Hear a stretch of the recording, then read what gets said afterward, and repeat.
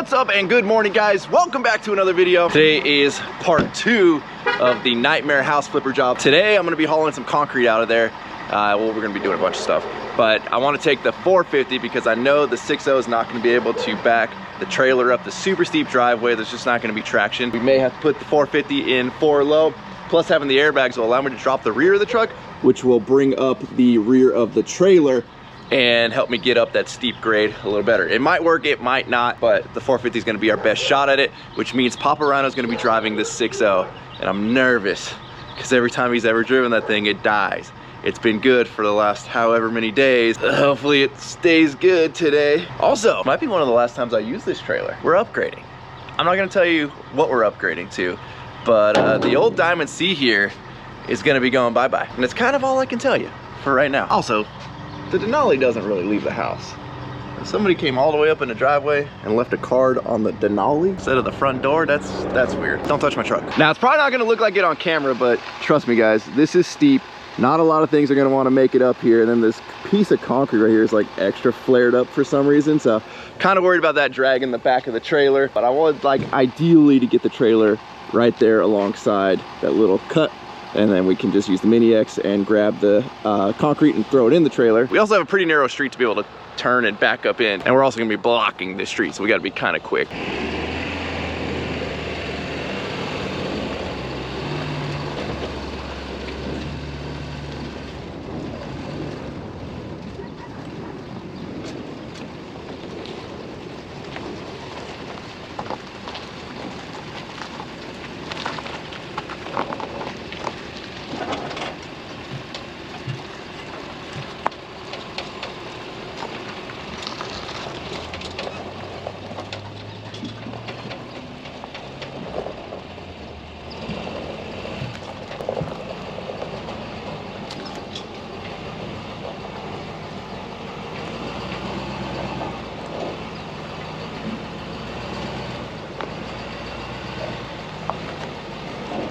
Well, that ended up actually going a lot smoother than I thought.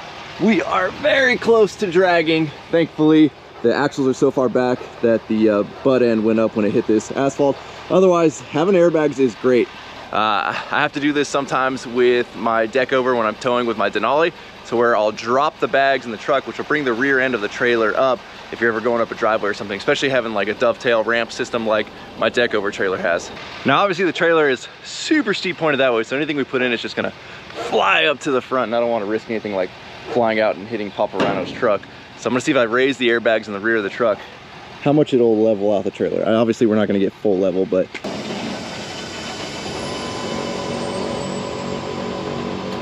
all right, that didn't really make that much of a difference. I'm gonna use the Mini X to help these guys load, especially for these bigger pieces. And the more gentle we set them down in, the nicer the trailer stays, which pisses everybody off that we have a dump trailer that we actually use and it's not all beat to crap. Now, do I trash my interiors with water bottles and snack wrappers? I do. Abel's cutting out some of the visible rebar, that way we don't get charged more when we go to dump this.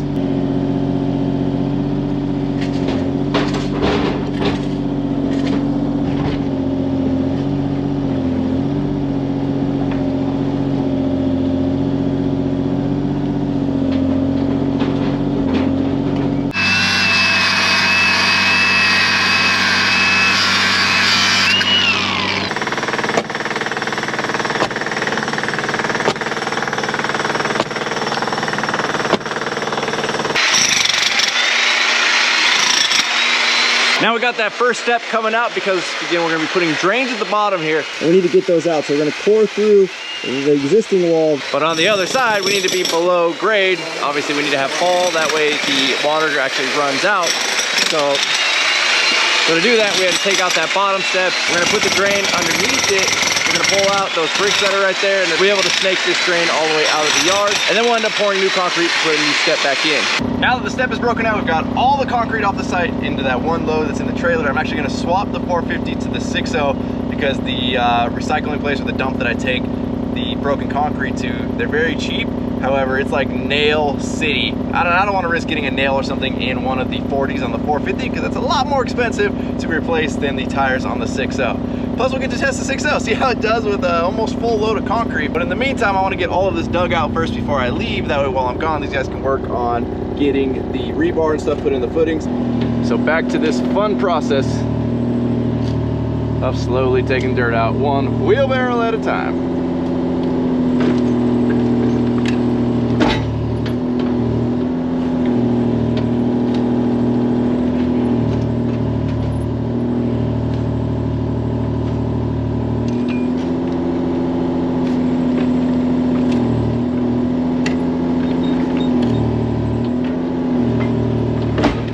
Well, as you can tell, we have never used the tarp on this thing, but figure there's a lot of loose little stuff in the back there. I don't want to be that guy on the freeway. Gotta get my rope. Unless you want to just grab it off your side. Clearly, we've never used this.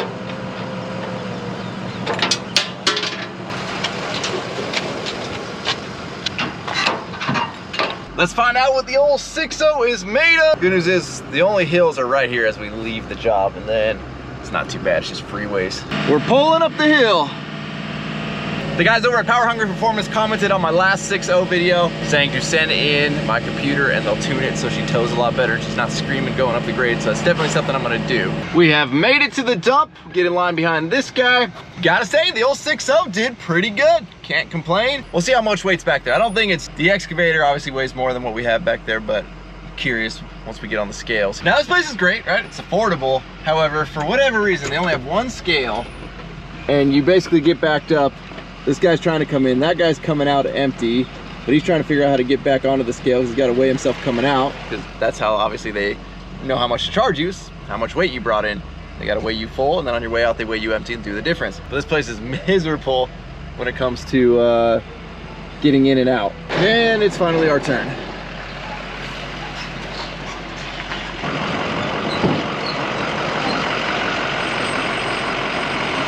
So what they do is they weigh basically the rear axle of the truck and then the two trailer axles. Because obviously partially the weight is gonna be on the rear end of the truck. But currently that's 16,000 pounds with obviously the, you know, the back half of the truck plus the trailer plus the load. And as convenient as this place is, yeah, it is it's a mess in here. This is why I don't like taking the 450 in here. And apparently it's bring your family to the dump day. Look at the size of that big old Volvo back there. All right, this is an odd technique. Using your son to pull the dump trailer back down. Look at the claw on that bad boy. You do some damage with that thing. I wonder what that claw weighs. Alrighty, it's our turn. We're gonna dump in this pile. Well, we better loosen up the tarp a little bit. Clearly you could, I have never used this tarp, so you know, we're a little new to the tarp game. Come on.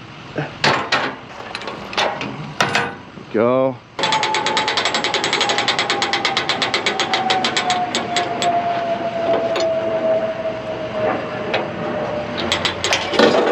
Oh, we missed the things. There we go.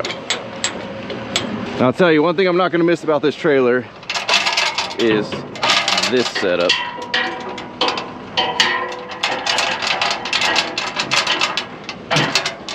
Hopefully the battery's charged enough. It's gonna be bad if it's not. Let's see, what are we on? We're on good-ish.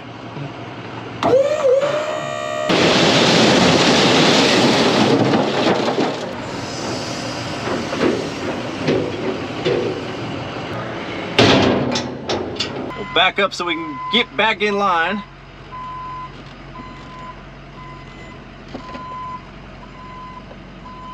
On our way out there, we were 8,500 pounds. So that's what, 7,500 pounds of concrete? It's a decent amount. I gotta weigh my excavator. So those things say they're like 7-ish thousand pounds, but I have the long arm kit on mine, which is basically, it's a longer boom and then it has a bigger counterweight. So you have the weight of the boom plus the bigger counterweight to offset the weight of the boom. I feel like my excavator is much heavier than it appears. Made a quick pit stop over at Home Depot to get some 2x4s. We're gonna use as forms for the bottom of our footing. or well, top of our footing to hold our rebar. Check us out, guys. You guys know everything that's been on this job site that was like, all this work was just done so poorly.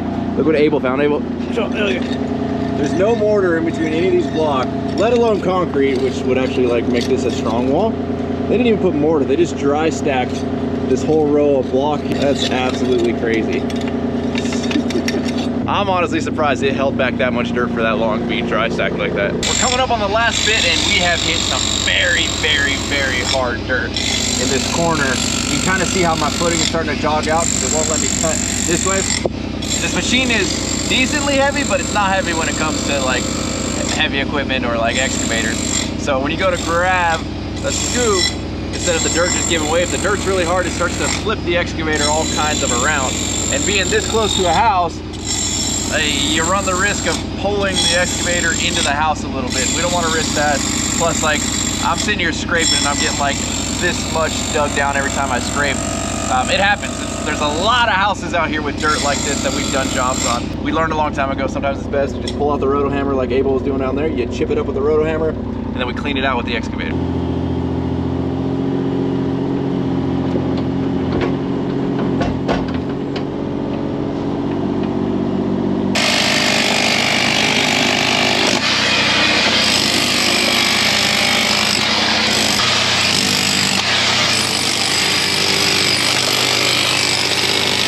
Alrighty guys, well, we've gotten about as far as we can get today. That corner is just so hard, it's going to take a lot of handwork to get it all nice and cleaned up. Plus we have to dig the footing that returns that way.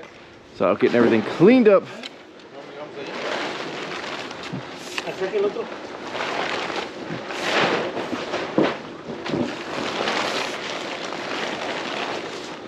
Alrighty, day 2 of this video. We're at Home Depot. We're gonna go pick up some stakes so we can get our forms in to tie our rebar to. And well, this Home Depot decided to take up the trailer parking with that fenced off area right there. So we just kind of, you know, squeezed in where we can fit, and we're gonna call that good. So when we're dealing with dirt that is super, super hard, instead of using like 1x3 stakes that you typically see on a driveway form job or something like that, we make whalers. So whalers, take a 2x4, we cut these into stakes. And well, I've never owned the rear handle Milwaukee circ saw, cordless. So figured it was finally time to sack up and buy the big cordless circ saw. I don't have any of my batteries on me though, and I didn't feel like buying batteries, so we're gonna use what Abel has. Abel, ¿está bueno? Sí. ¿Tienes dos batteries de tuyo? Sí. Ok, perfecto. Porque yo digo, no quiero comprar más porque no tiene mío. Ese es bueno. Dave tiene este. Puto huevos. Oh, sí, tiene huevos este. Saco todo.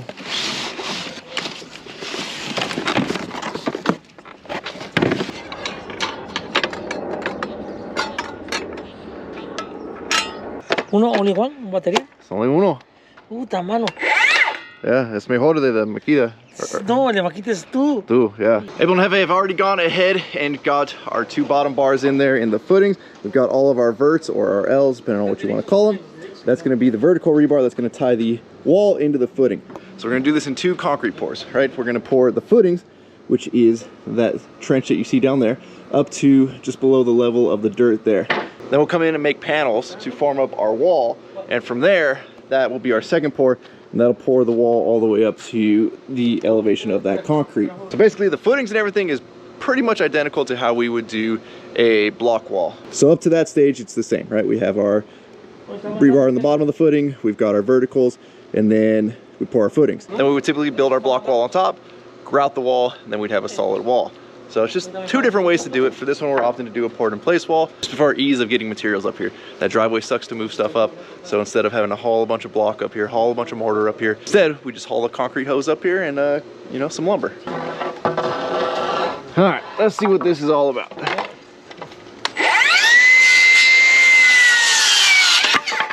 Está bueno, Evo. Puta mano, sí.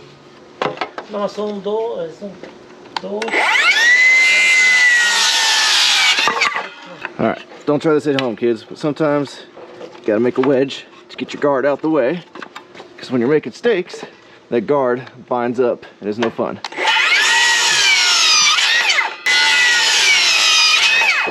Abel's currently running the string line that is going to denote the elevation and the location of our 2x4s that are going to be used to hold the verts in place. And then the more time that we take right now to prep and get things perfect, the easier it's going to be on stage 2, which is setting all of the forms for the poured in place wall. We're currently focusing on making sure that the footing is going to be level all the way across once we pour our concrete. That way when we go to put our wall panels on, we're not fighting things, and the elevation at the top here is all kinds of weird or anything like that. The more level it is, the more consistent our cuts are going to be, and the easier.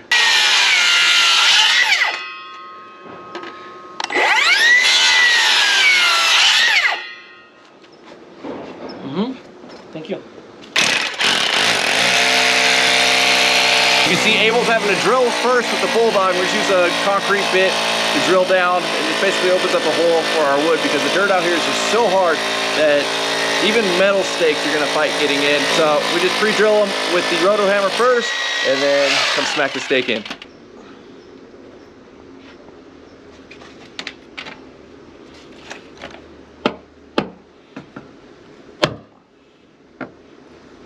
Also, you can see Abel continually putting his torpedo level on there. And what that does is it makes sure that his stake, by the time we go to put our lumber here, we are in line with the gap between the string line. Otherwise, if you put the stake in and it's all kinds of crooked, by the time you put our 2x4, it's not going to be in line with the string line anymore, and you're going to fight it later. So take a little minute while you're putting the stakes in to have your torpedo level on, and then when it's time to put these 2x4s in, it's really easy and everything lines up like it should. Well, those guys are getting the form set in the backyard. We're going to be loading up the Mini X because she is out of here. Oh, she's a little steep right here. Kind of graded out a little walkway in the front yard. They're going to keep this dirt. They're talking about possibly wanting to build a little retaining wall in the front, and then they'll use all of that to backfill. It's actually really good dirt.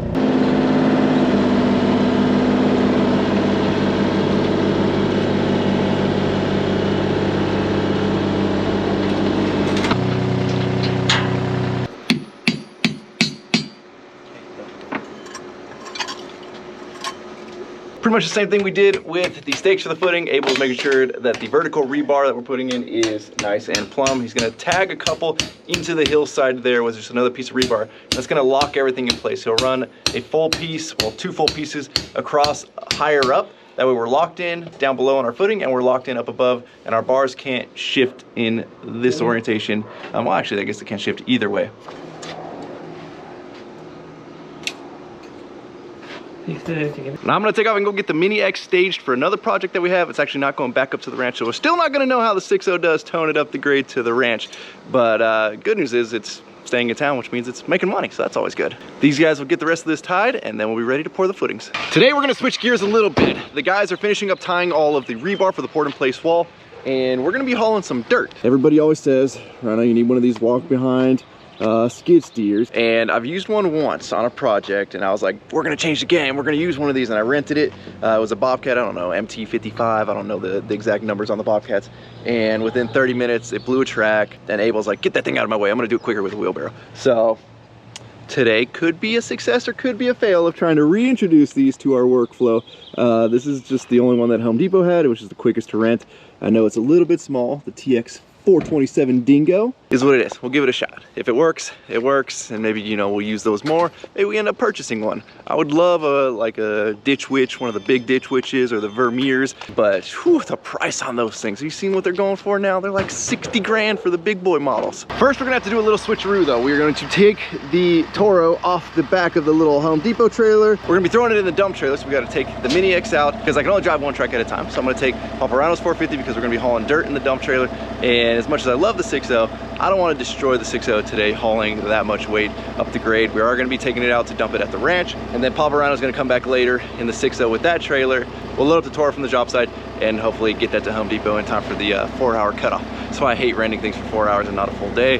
However, it's a decent price break. Mini X is unloaded. This ramp should be close enough for the Toro. We have the smallest binders in the world.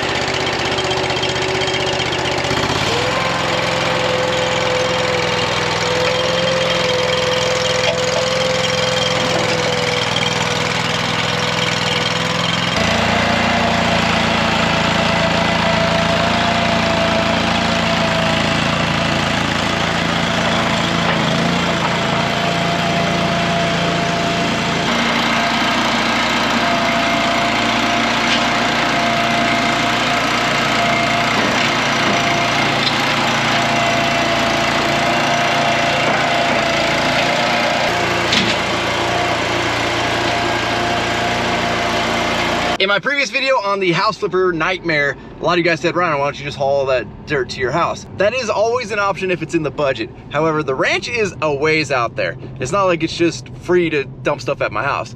It takes fuel and it takes time, and so you have to value that into the cost of dumping it. A lot of times it's just cheaper to keep it in town, find somewhere to dump it. Or in the case of that project, because we're trying to work with a budget with the homeowners, we told them just to advertise for free fill dirt. It's actually pretty decent fill dirt. A lot of people will take free fill dirt. But where we're going today, it was in the budget. We are gonna be hauling it. I wish there was somewhere closer to get rid of it, but sometimes it's hard to get rid of fill dirt, especially on short notice. I haven't been over there to see how much dirt's come out. We're anticipating 2 trips, which sucks. 1 trip's like ideal. 1 trip, no biggie. But if you got a round trip from the ranch all the way to, we're going out to the coast on this job, it's gonna be a long day. Now we're coming into a very, very, very rich part of the town. I mean, there's upwards of 20, 30, 40, 50, 60, 70, $80 million homes in this neck of the woods. We've done quite a few projects out here. Giant underground basement, parking garage, movie theaters, all underground for Carlos Slim. I don't know if you guys know who that is, but he would actually fly over in his helicopter check on the project all the time. It was pretty cool. And we are in some windy, hilly country because it is all hillside, and obviously the higher you go, the better view of the ocean you have.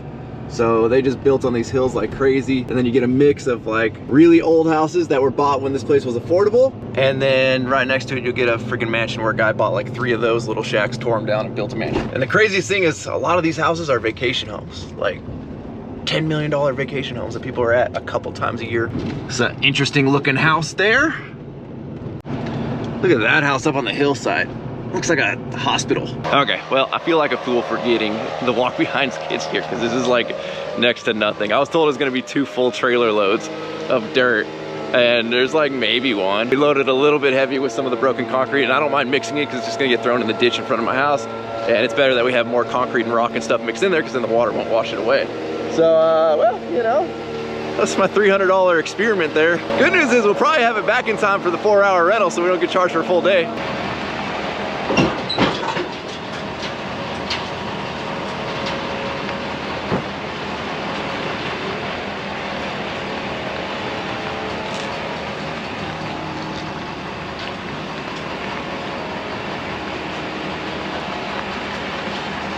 Let's give this a go. Okay, I feel dumb now for doing this.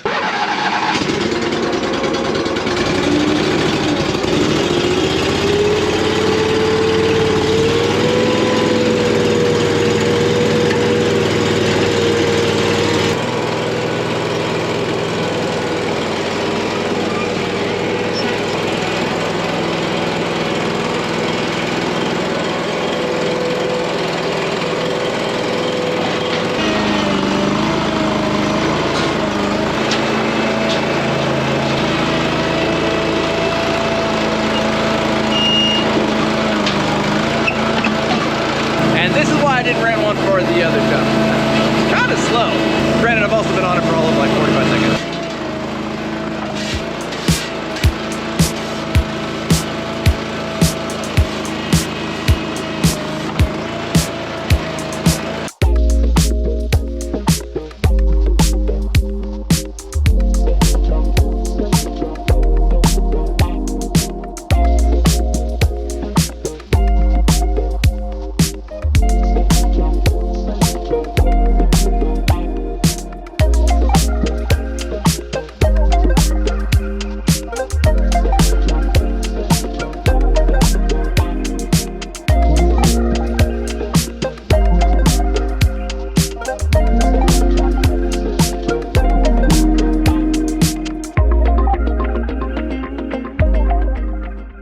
Well, we made pretty quick work of getting that trailer fully loaded. Maybe a little bit heavy. This thing's cool. The controls, however, are a little bit cumbersome. Like, I've got decently sized hands. I know my fingers look like women's fingers, but like size-wise, I've got a good reach to reach all of this. And this thing tears your hands up. I can't imagine doing this for a full day. Obviously, on the controls there, it shows using 2 hands, but nobody's using 2 hands because you got to use 1 hand to control and 1 hand on your bucket if you actually want to be productive. So you're constantly having to move your hand around to go forward, back. And right now with the RPMs really low, the hydraulics are pretty easy. But if you bump up the RPMs, you won't be able to hear me. it gets significantly stiffer to use. So definitely would tear your hands up. I would not purchase a Toro for that reason. I need something that has a joystick here and a joystick here, or some type of better control over here. This thing's no bueno for a full day's work. Also, that looks like a gigantic seagull poop that I've been rubbing my hand in all day. Okay, pulled the truck out into the street. We're gonna get the old Toro loaded up. HYPERLITE showed up with the 6.0 and the little Toro trailer. Abel and them are gonna kind of clean everything up. I decided to load it all from one side of the trailer so I didn't bar up the driveway. So that's why we had to have Jefe in there moving stuff around.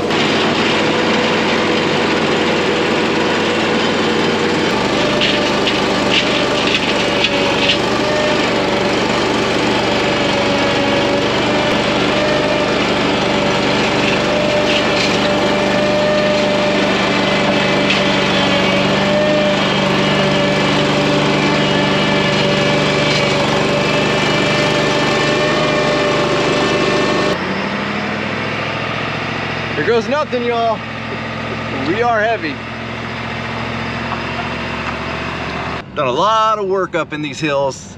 This house right here we built, it's actually, the church built that for their head pastor, head preacher. I don't really know the correct term for that one, but yeah, he got himself a sweet house built by the church. The house that we were just on, you guys want to talk about like blue collar millionaires. We did all of the foundation work when they did a remodel probably 10 years ago at this point. And I remember talking to the owner, because obviously he looked like one of us, but he was an older gentleman and clearly has money. I was like, hey man, what do you do? And he kind of looked at me and he kind of gave me a smirk. And he's like, well, I figured out how to load coal on a moving rail car. And that's like, whatever the heck that meant in terms of like business side, he became a pretty wealthy man because of that. A lot of innovation in the blue collar world.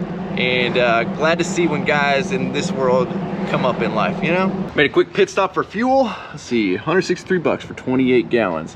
I literally just put 28 gallons in the other day in the 6.0 and it was 175 bucks. I guess we're going down a little bit. To say though, I looked in HYPERLITE's fuel door and if I were a betting man, I'd say HYPERLITE did not put that on there. Apparently people are decorating his fuel door for him. This 450 just tows so nice. Going up the grade, pulling good. We're in 7th gear. We're getting 9.7 mpgs. Feels just so solid. I mean, even on 40s, you would think that the truck wouldn't tow that good because it's on massive big old tires, but no, this thing tows great. And we have made it out to the ranch. I'm gonna take all of this and I'm just gonna dump it in this big old gully that's opened up in front of the new entrance. Unfortunately, I don't have a way to spread it because, well, the Mini X is in here. So hopefully this is kind of out of the way enough. The road's kind of narrow right here, so I can't really jackknife the trailer anymore.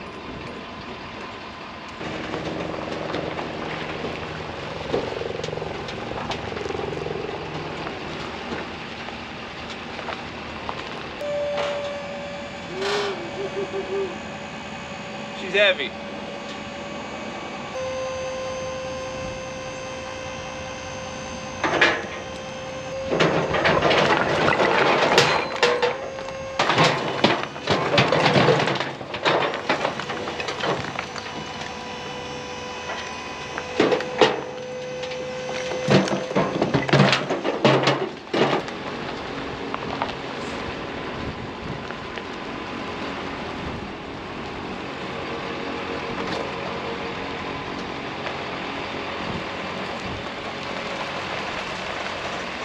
I don't know if you guys can see on camera, but look at how slow this is moving because of how wet and sticky this dirt is. It's just ever so slightly moving. I don't have a shovel, but I found this little hoe or whatever laying over there, so might poke at this, or it's just gonna take its time and go, you know, whenever it's ready. All right, we'll poke it a little bit. Let's see if we can speed this up. Come on out, come on out. Took a little bit of shaking, but we got all of the dirt out. And it really looks like nothing. Now that it's out of the trailer and on the ground. Looks like it's a lot when you load it in the trailer and the trailer's full, but it doesn't look like a whole lot on the ground. Now we're gonna head back and I'm gonna keep the trailer in town because like I said earlier in this video, I'm gonna be getting rid of this trailer and upgrading. So I'm kind of excited for that. But that'll be a whole separate video you guys will be able to see. And then tomorrow afternoon, we're gonna be pouring the footings over at the house flipper project. So we'll jump back on in the morning. Check this out, we got another good looking work truck. Brand new 2500. So we got a freshie. How you doing?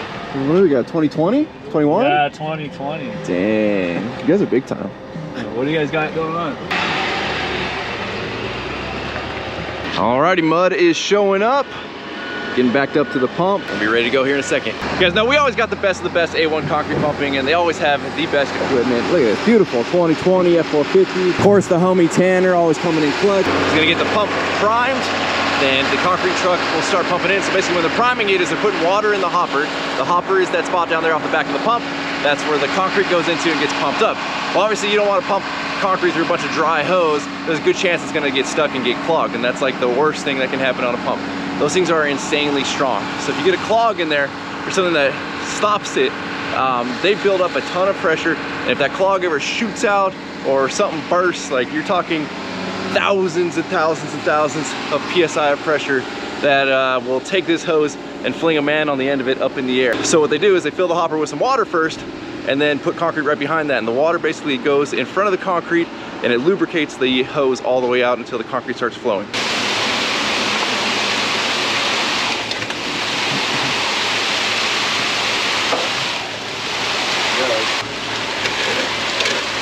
More on the back right there, Tanner. More? Yeah, you dropped back there. That's good. That won't even go in there.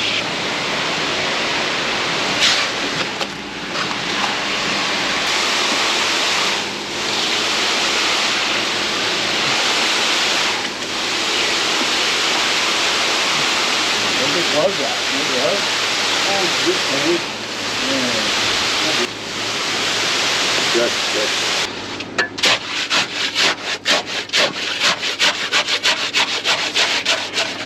Did your dad tell you I was in Maui, dude, and this guy had the word for it? I was like, what up? You know Ryan? Good with that? No, keep going. Keep going. All right, hold up, Tanner.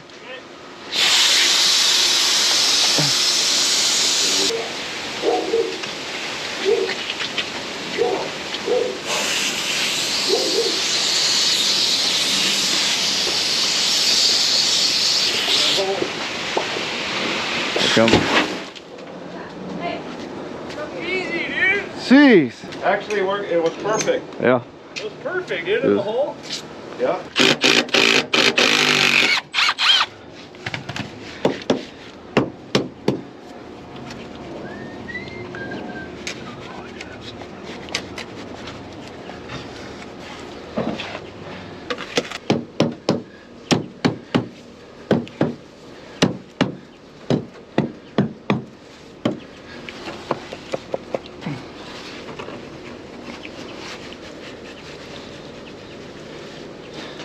Today was just a super quick day to get the footings poured. They are all poured out. Paparano comes through with his float and levels it out. Again, the reason we put these 2x4s in is not only to hold the rebar nice and plumb and in the right position, and for a poured in place wall, it's not as crucial as if we were doing block work, because if we're doing block work, this rebar has to sit inside the center of the block. So you have to do a lot of math to make sure that your layout works out and you're not all funky. If this bar is a little too close this way, it's gonna start hitting the inside webbing of the block and you're just gonna fight it and it's gonna be a nightmare. So the other reason that this 2x4 is in place is that the bottom of the 2x4 is the top of where we want our concrete to be. So it's basically our guide. We'll pour up to the bottom, then you see Paparano come through and he floats it nice and smooth and make sure that we are just to the bottom of that board. And that ensures that we have a nice level footing. Again, if you're doing block work, you want your wall to be level. If you're doing a poured in place wall, it makes us easier to set our forms on it. If everything's nice and flat and level, we're not putting our forms on it and we're trying to get a level top part of the wall, but the forms are like this because the footing's all kinds of cockeyed. If you look at the footing for the wall behind me, I'm not sure exactly, I haven't put a level on it to see, but you'll notice that we dug this ground portion that we're on level by laser. And we've got about, I don't know, I'd say 10 inches there from top of, I guess that would be the concrete or the patio slab, to the dirt, And then as you see, we come over here, it kind of grows a little bit, and then the footing kind of gets more jumbled. And there wasn't even a patio here. It looks like the patio ended there, and then it kind of turns into footing, and it just grows as it goes on. So I'd be willing to bet none of that is level. Be curious to put a level on top of this and see just how out of whack that is. Got Tanner cleaning the pump out, and look at the concrete truck driver right there. That's a good driver for the company. He's making sure he cleans the cab of the truck, make sure that truck's looking good. If you got a little downtime, clean the truck. One thing you'll notice about all of the A1 concrete pumping trucks is they're always immaculate. Back in the day, I'd be on job sites, and when they had their big boom pumps out there, they'd sometimes bring a helper along. And in between trucks, if there's downtime, that helper is always shining the wheels, tires shining up the tires, and just making sure the stuff looks good. Probably to the point where people, you know, talk crap like they do to me, saying, oh, you must never use your stuff because it's nice. You can use it and keep it nice too. Okay guys, well, that is gonna wrap up this video. Happy to be making progress on this project. Next step is we're gonna be forming up all of the walls, and then we'll get those poured. We gotta do some gravel, we gotta do a bunch of drains. Stay tuned for that video. As always, thank you guys so much for watching. If you're not subscribed already, please click the subscribe button now that you do not miss out on any future content. Don't forget to give this video a like and get a thumbs up. Don't forget to check out workforapparel.com, because if there's anything you want in this life, you gotta be willing to work for it. You guys are the best. I'm out. Damn.